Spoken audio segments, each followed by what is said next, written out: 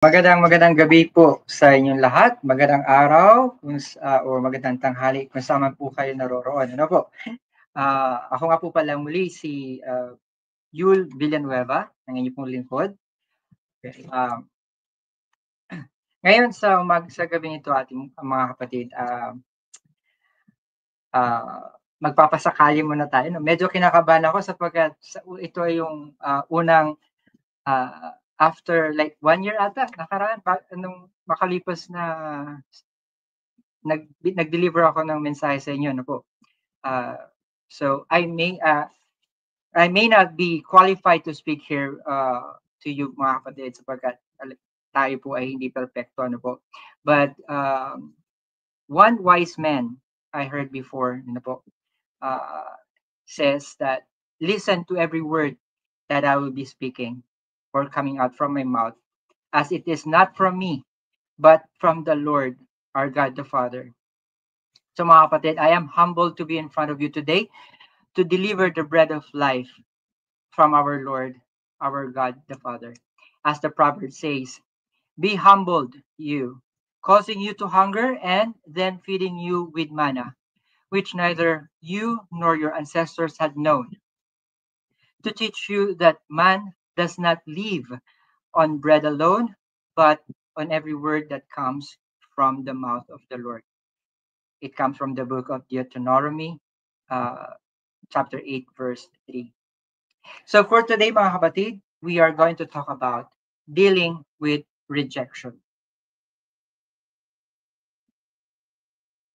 Maaari sa ating mga pagkakataon, mga kapatid, tayo po ay natanggihan. Ano po? Maaring si Brother Malve, ano po? O si Brother Sam, or si Brother Roger. Once in their lives, natanggihan sila. Paano ba nila ito dinil? O paano ba nila ito hinarap? Ano po? So, alamin natin from the dictionary kung ano nga ba ibig sabihin ng rejection. From the dictionary's definition, rejection means dismissing or refusing of a proposal or etc. or an idea. To throw away anything useless or to cast off. Tanggihan. Hindi ka pwede dito. Ano po? In other words, we did not meet the requirements people are expecting from you. If we are going to talk about the products, this one has not met the standard of a quality assurance personnel. So, dito yan. Tabi yan. During Jesus' time, he experienced rejection as people expected someone with the highest authority that who could do so much on earth, because they have set a very high standard, not for someone who has a shallow profile and calls himself the Messiah. And as of today, mga kapatid, the sad truth, ganun pa din po tayo. This is how most people think. Hindi ko po nila lahat, mga kapatid, but most. In today's time, kung ikaw ay wala, lagi kang mare-reject. But for someone who is wealthy, kahit anong sabihin nila, most of us would believe until the time na nabudol ka na, na-scam ka na. The most painful part in Jesus' life is when he got into this place that he knows it is his. But Jesus himself rejected or got rejection from his community, religious authorities, and even his own disciples. He was despised and rejected by mankind. A man of suffering and a man familiar with pain, like whom from people hide their faces, he was despised, and we held him in low esteem. Isaiah 53, verse 3. Jesus faced rejection throughout his life and ministry in several ways. Yet, he responded with grace, perseverance, and love. Here are some of the key moments of rejections he experienced. The first one here is when he got rejected by his own people. In John 1st, chapter 1, verse 11, it, it says, he came to his own, and his own did not receive him. The people of Nazareth were here to grow up, doubted him, and even tried to throw him off a cliff. It is we can take a look the the book of Luke, uh, chapter 4, verse 28 to 30, mga kapatid. Kung meron po kayong Biblia, samahan niyo po akong basahin natin ito. All the people in the synagogue were furious when they heard this. They got up, drove him out of the town, and took him to the brow of the hill on which the town was built, in order to throw him off the cliff. But he walked right through the crowd and went on his way. So mga kapatid, ganito po ba tayo humarap sa rejection? Sana ganun nga po, no? When Jesus returned to his hometown in Nazareth, neighbors that he grew up with and family friends took offense at him. He said he was without honor in his hometown. In the scripture even says Jesus did not do many mighty works there because of their unbelief. He knows that it's like to lose the love and support of a community and to feel unwelcome in a place that was once home.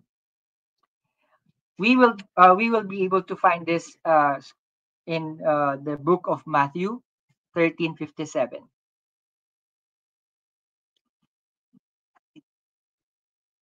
The next rejection that our Lord Jesus Christ have received was from the religious leaders and that opposed him. The Pharisees and the Sadducees constantly challenged Jesus, accused him of blasphemy, and plotted against him. This is found in the book of Mark chapter 3, verse 6. Mga kapatid, kung meron po tayong Biblia, samahan niyo po ako at atin po itong basahin.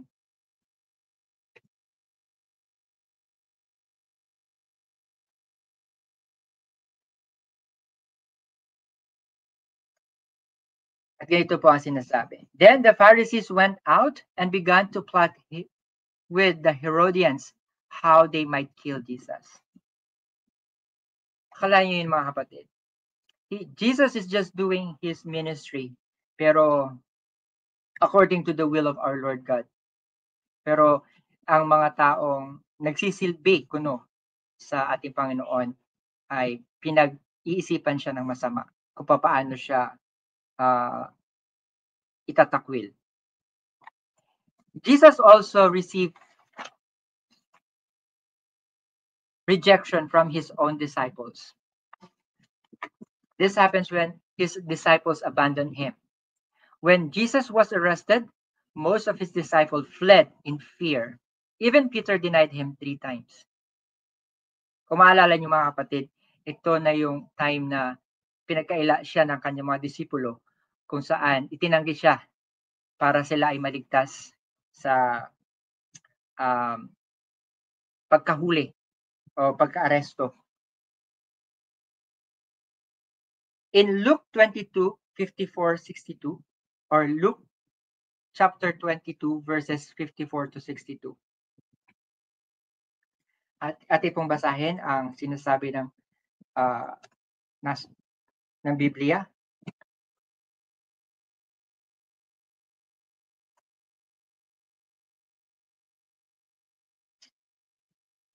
This is the time when Peter disowned Jesus.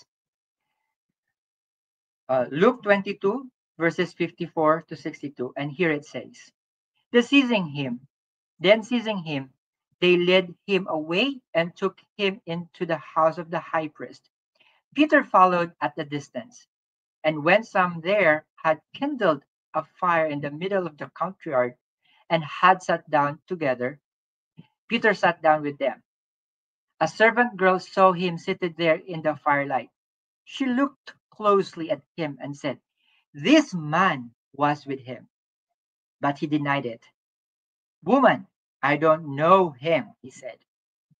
A little later, someone else saw him and said, "You also are one of them." "Man, I am not." That was the second time when Peter disowned Jesus. About an hour later, another asserted, "Certainly this fellow was with him, for he is a Galilean." Peter replied, "Man, I don't know what you're talking about." Just as he was speaking, the rooster crowed. Sorry. The rooster crowed. The Lord turned and looked straight at Peter. Then Peter remembered the word the Lord had spoken to him. "Before the rooster crows today, you will wisdom me 3 times." And he went outside with wept bitterly. Nandun ang pagsisisi kay Peter, pero nangyari na ang kanyang pagtatanggi sa ating Panginoong Jesus. The fourth time Jesus was betrayed or was rejected, when he was betrayed by Judas. This person is one of the closest followers. Judas the Iscariot betrayed him for 30 pieces of silver coins. In Matthew 26:14-16, here it says, "Then one of the 12, the one called Judas Iscariot, went to the chief priest and asked, 'What are you willing to give me if I delivered him over to you?'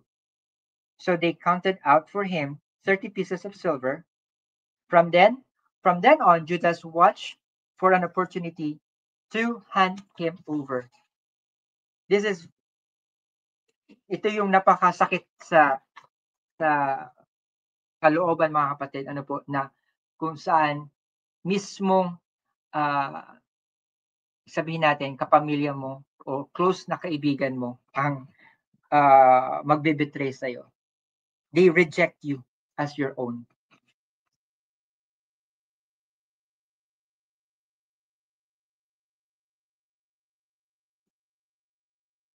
Then, the fifth time that Jesus was rejected is when Jesus was rejected by the crowd. When the people were asked to choose between Barabbas, the criminal, instead of Jesus.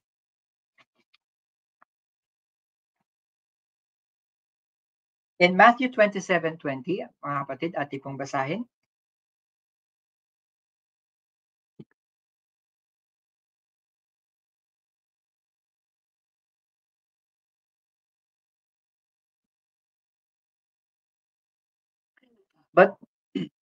But the chief priests and the elders persuaded the crowd to ask for Barabbas and to have Jesus executed. "Which of the two do you want me to release to you?" asked the governor. "Barabbas," they said. "What shall I do then with Jesus, who is called the Messiah?" the Pilate asked. They all answered, "Crucify him." "Why?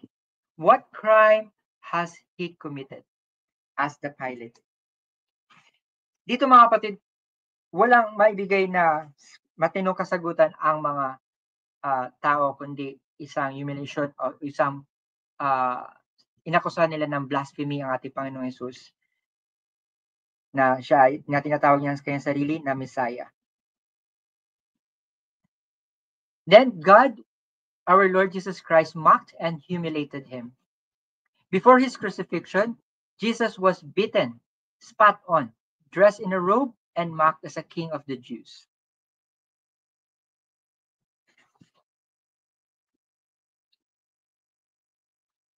And the seventh time that God or Jesus Christ was rejected was when he was forsaken on the cross.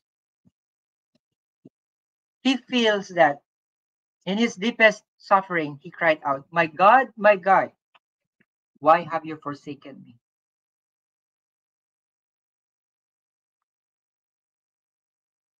He felt rejected by his own Father.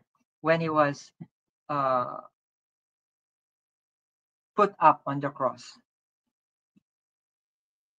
But still, how did our Lord Jesus Christ responded to these rejections?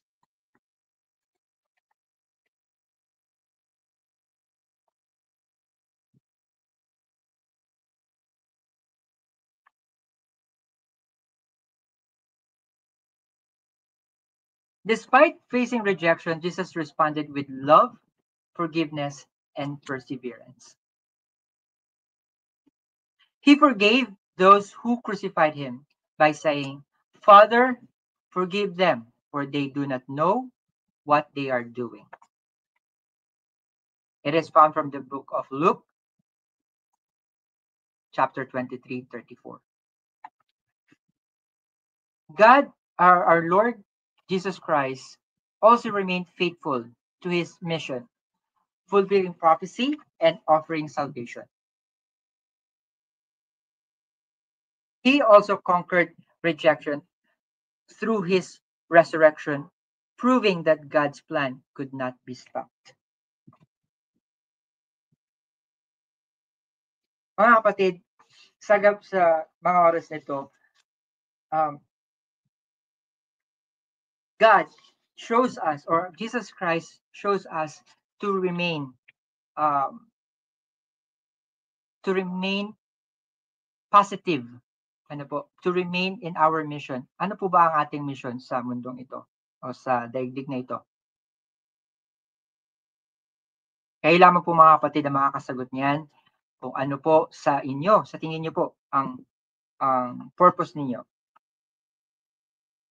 I also walk with the example of Joseph, the dreamer, mga kapatid. He trusted the plan of our Lord. He had been rejected by his brothers. But because he believed the plan of our Lord God the Father, he accepted his destiny. He accepted his yung kanyang kasawian na pinagbili siya sa para maging slave. Because he believed that there's a plan. I always share this story sa mga nagiging estudyante ko online. And they were so happy and they believe as well na baka nga may purpose kung bakit nila ako naging English teacher. And I'm also again happy that despite of rejections that we have in our daily life, we still remain calm and forgiveness sa lahat ng mga ito. Kasi alam natin, mga kapatid, na may plano ang Panginoon para sa atin. This might not be a perfect message for you, mga kapatid, but this is just a reminder for us na kapag tayo ay na-reject sa isang bagay, huwag tayong susuko agad. Huwag tayong mapapanghinaan ng loob. Sapagkat ang Panginoon ay mas malaki dito at meron siyang plano para sa atin. Kaya ikaw, kapatid, how will you face rejection?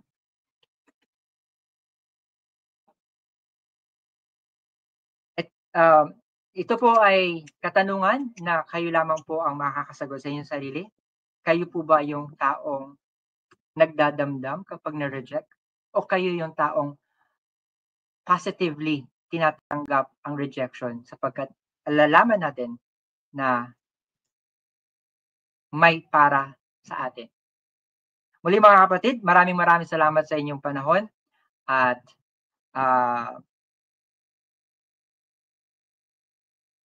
sa akin yung pakikinig.